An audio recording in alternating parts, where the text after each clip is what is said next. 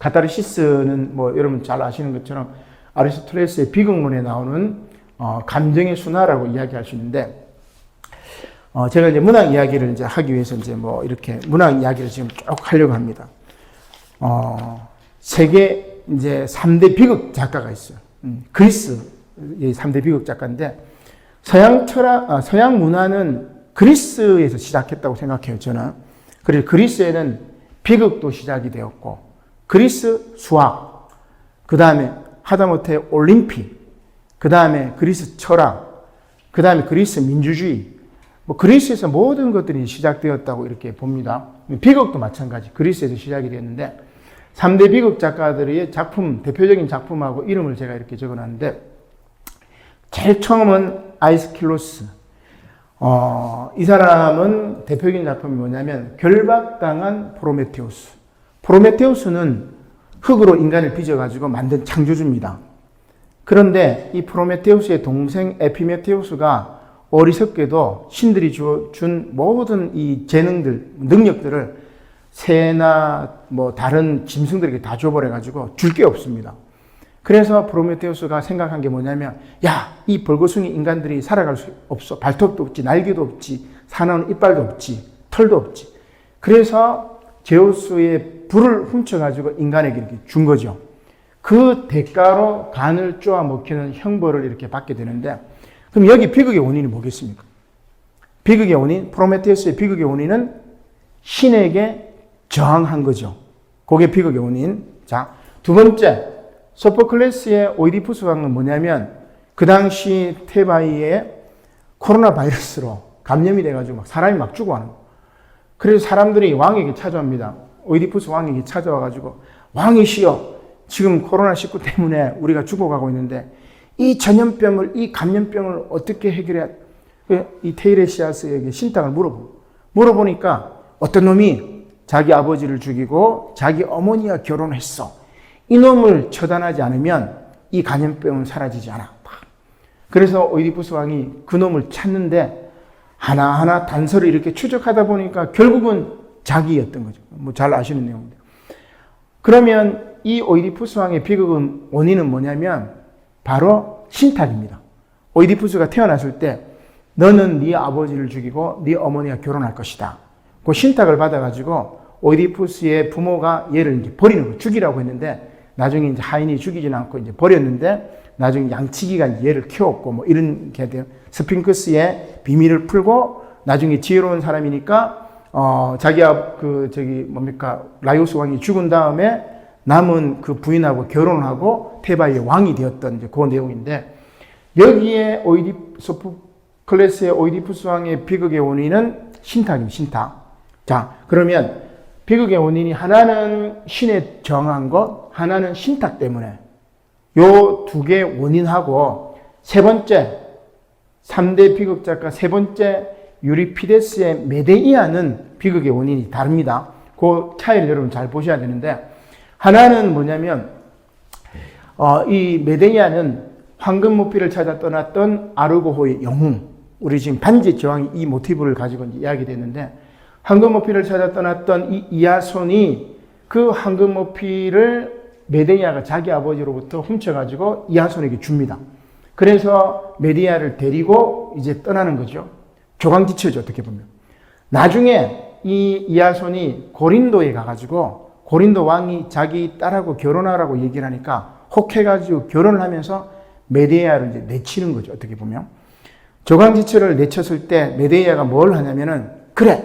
하면서 복수를 하겠어.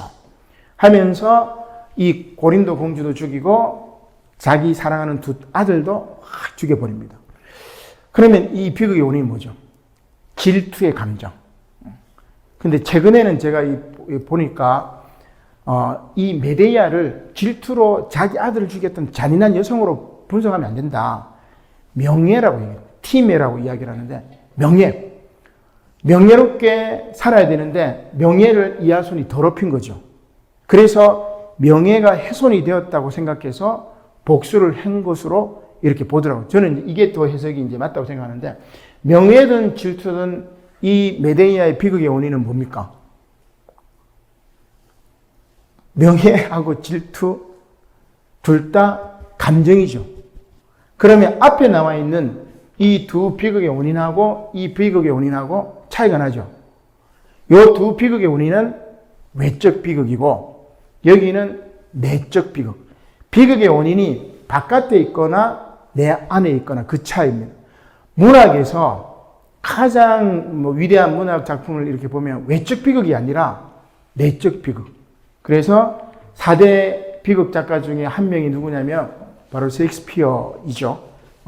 그리스 3명, 그 다음에 영국의 셰익스피어까지 합쳐서 4대 비극 작가인데 셰익스피어의 4대 비극이 아닌 건 여러분 뭐겠습니까?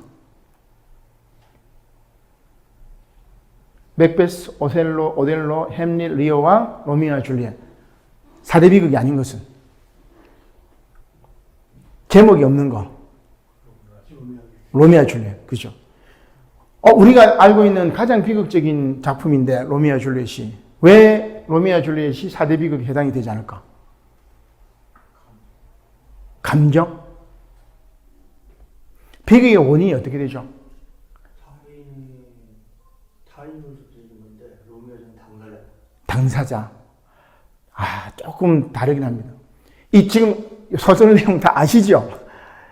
저는 옛날에 이제 학생들 가르칠 때 이 비극 읽히면서 이걸 가지고 너희들이 영상을 만들어라. 그리고 연기는 발연기로 해도 되는데 대사는 제대로 이렇게 막 컨닝해서 읽든지 읽으라고. 굉장히 아름다운 문체로 되어 있기 때문에 뭐 내용을 제가 다 이야기하기는 그렇고 맥베스의 비극의 원인은 뭐죠? 맥베스가 장군이었지만 뭐가 되고 싶어요? 왕이 되고 싶어 해가지고 마침내 덩컨 왕을 죽이고 자기가 왕이 되지만 결국은 맥베스에 의해서 제거됩니다. 왕이 되고 싶어하는 욕망 때문에 결국 비극이 생기는 거죠. 오셀로는 아름다운 데스데모나 이 아내에 대한 질투의 감정, 물론 이 부관이었던 이아고가 세치어로 계속해서 마님이 지금 누구하고 바람 핍니다 얘기를 하니까 이 흑인 장군이었던 오셀로가 그 귀에 넘어가가지고 막 데스데모나 목을 졸라 이제 죽여버리는데 이거는 결국 질투라는 감정 때문에 비극이 벌어진 거고 햄릿은 뭐죠? 사느냐 죽느냐 이것이 문제로다. 햄릿은 뭡니까? 그렇죠. 그렇게도 볼 수 있는데 우유부단한 거. 너무 우유부단. 살든지 죽든지 둘 중에 하나만 해야 되는데 얘는 계속 막 우유부단해. 복수를 연기하죠. 그래서 자기 이제 삼촌이 자기 아버지를 죽이고 자기 어머니가 결혼했잖아요. 그죠? 클로디우스 왕입니까?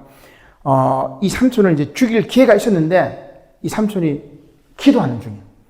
그래서 기도하는 중에 이놈을 죽이면 천국 갈 거니까 복수를 또 유예하고 굉장히 우유부단하죠. 그래서 서양 문학에서 이 햄릿하고 반대의 인물이 있어요. 행동만 하는 사람. 행동. 그렇죠. 달려라 돈키호테. 얘는 행동을 먼저 하는 행동형 MBTI E형입니까?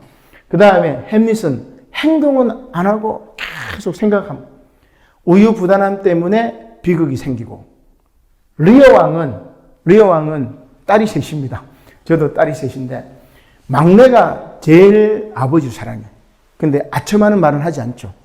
첫째 딸, 둘째 딸은 아버지 재산 받기 위해서 막 아첨하는 말을 하는데 이 리어 왕의 독선 때문에 자기도 고통받고 막내 딸도 죽고 그리고 리어 왕의 독선이라는 내적 비극 요인.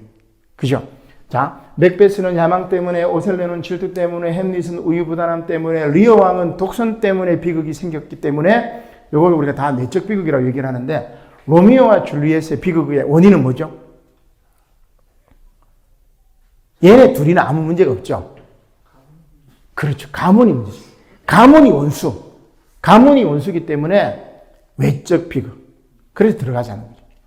자, 이런 비극을 이렇게 쭉 보면은, 자, 비극의 주인공들을 쭉 보면, 신, 왕, 공주, 그 다음에 여기도 보면은 장군이자 왕, 장군, 왕자, 왕, 결국 이 비극 공연을 그리스 사람들이 디오니소스 축제 때 쭉 보고, 그 다음에 섹스피어는 글로브 극장에서 노동자들이 쭉 보면서 뭐를 생각했을까? 야, 왕도 저렇게 비극인데, 삶이 저렇고 다 죽는데, 내 비극을, 오늘 나의 아픔은 정말 아무것도 아니겠구나. 이렇게 하면서 카타르시스, 해소하는 것이 바로 이제 공감의 문학의 카타르시스적인 치유 기능이다. 저는 뭐 그렇게 생각을 해보게 됩니다. 자, 그 다음. 그러면, 위대한 비극 작품이 내적 비극, 외적 비극, 이 두 가지로 나눌 수 있는데, 욥의 비극은 뭘까요? 욥의 비극은 존재론적인 비극. 그 존재론적인 개념이 뭐냐면 피조물. 피조물이기 때문에 천상에서 네가 죽든지 다치든지 말을 할 수 없어요. 그거를 로마서에 보면 뭐 그 다음에 그 예레미야에 보면은 무슨 비유합니까? 토기장이 비유하죠. 저는 로마서 읽고 예레미야 딱 읽고 토기장의 비유 딱 읽으면서 와 그냥 뭡니까? 제 안에 막 은혜의 충만이라고 할까? 해소되는 느낌을 딱 받았어요.